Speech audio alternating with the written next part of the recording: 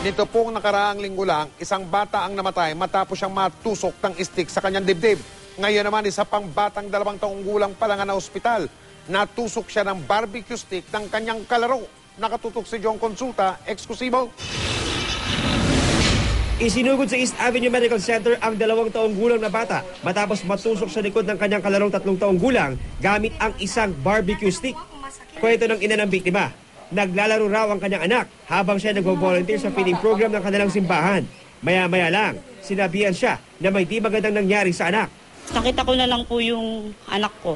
Nagbi-bleed na po yung likod niya. Umiiyak po talaga ako din. Tsaka natakot din po ako dahil may kaso na po na ganito na nasaksak yung bata at namatay. Agad binigyan ng biktima ng anti-tetanus at isinailalim sa eksaminasyon. Sa kabutihang palad, dito mama sa baga ng bata ang barbecue stick base sa x-ray results. Mukhang maayos yung baga at hindi tinamaan. Meron siyang follow-up dito sa amin, makalipas ang ilang araw, para masigurado na tuloy-tuloy ang paggaling ng sugat at walang ibang nararamdaman yung pasyente. Problemado ngayon ang pamilya sa gastusin sa ospital. Wala pa raw binibigay na tulong ang magulang ng batang nakasaksak sa biktima. Tulungan naman kami.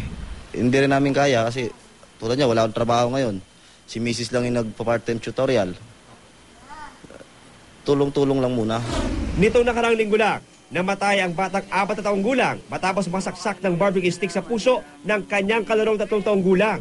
Kaya apela ng ilang eksperto. Yung mga barbecue sticks, inilalayo yan talaga sa mga bata.